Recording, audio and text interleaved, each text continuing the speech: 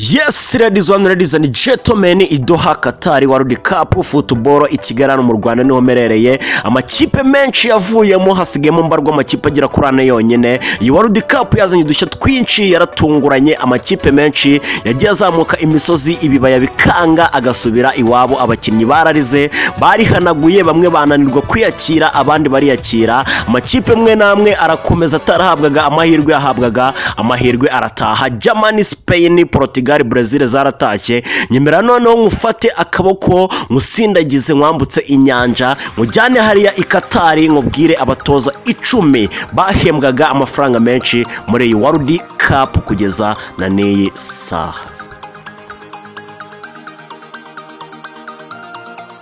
Yes, ni abatoza 10 bahembwaga amafaranga menshi muri iki gikombe cy'isi, akavagari k'amafaranga bayoresha igitiyo bashyira mu mifuka batwara abatoza kabisa hariya muri Qatar Doha. Umutoza wa 10 rero bamwita Murat Yakin, ni umutoza wa Switzerland, yafataga $1,650,000 by'amadolari. Yatoje Basel, yinjiye muri ikipe 2021 na amafaranga asaga miliyari na $1,650,000 ubishyize mu mafaranga y'u Rwanda. Niyo uyu mutoza Yakin wa Switzerland yahembwaga ku mwanya wa 10. Ku mwanya wa 9 rero turasanga umutoza w'ikipe ya Portugal bamwita Fernando Santos. Portugal yafataga $2,250,000 by'amadolari, ayo nasaga miliyari 2,250,000 z'amafaranga y'u Rwanda. Iyi kipe rero yayinjiyemo ejo mu ndahangaha kabisa za 2014 2015 aza gutwara Euro 2016. uyu mugabo Fernando Santos dusanga ku mwanya wa 9 mu bahabwaga amafaranga menshi. Ku mwanya wa 8 turasanga umutoza w'ikipe ya Qatar Felix Sanchez, ni usangwa ku mwanya wa 8 mu bahabwaga amafaranga menshi, akavaga bayoresha igitiyo, akaba yarafataga $2,450,000 by'amadolari, nasaga miliyari 2,450,000 bishyize mu manyarwanda. Ku mwanya wa 7 turasanga umutoza watozaga Argentina n'ubu ngubu ukiri gwatana bamwita Lionel Scaloni, akaba ahembwa $2,650,000 by'amadolari, bisaga miliyari 2,650,000 ubikize mu manyarwanda. Yatwaye Copa America 2021. Ku mwanya wa 6 turahasanga umugabo Gerardo Martino, umutoza watozaga ikipe ya Mexique, akaba yarafataga $1,950,000. niwe wa 6. Ku mwanya wa 5 turasanga umutoza watozaga ikipe y'igihugu y'Abahorandi Netherland, bakamwita Luis van Gaal, akaba yarafataga rero $2,950,000 bishyize mu manyarwanda kabisa ni miliyari 2,950,000 kabisa ugenekerereje mu manyarwanda. Ni umutoza rero 2014 wabashije kugeza Netherland ku mwanya wa 3, gusa kuri ubu ngubu ntago byakunze. ejo bundi Argentina niyo yaje kuba imusezerera.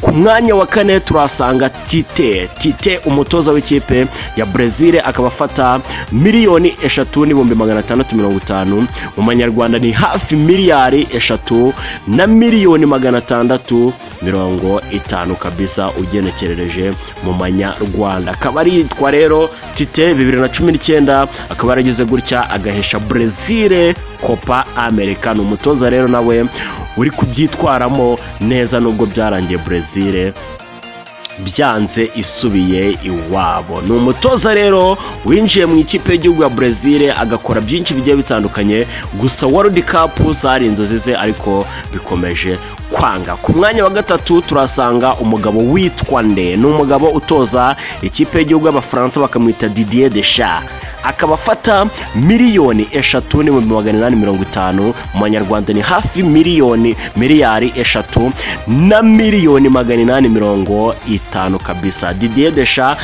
2018 akaba ari watwaye igikombe cy'isi, kugeza kuri ubu ngubu rero yamaje kwinjira muri semifinali, akaba ashaka no gutwara ikindi gikombe kabisa. Didier Deschamps ku mwanya wa kabiri turasanga umugabo utoza ikipe y'igihugu y'Ubwongereza bamwita Gareth Southgate England, akaba afata miliyoni 5,850 by'amadolari. Iyo ngayo mu manyarwanda ni amafaranga asaga miliyari 5 na miliyoni 850. Didier Deschamps ku mwanya wa mbere. Kizigenza uyoboye urutonde muri iki gikombe cy'isi yatashye rugikubita, gusa ntibyamubuzaga gufata akavagari ayoresha igitiyo. Bamwita Hans-Dieter Flick, umutoza w'ikipe y'igihugu y'Abadage, niwe wahembwaga amafaranga menshi muri iki gikombe cy'isi, miliyoni 6,550 by'amadolari. Ayo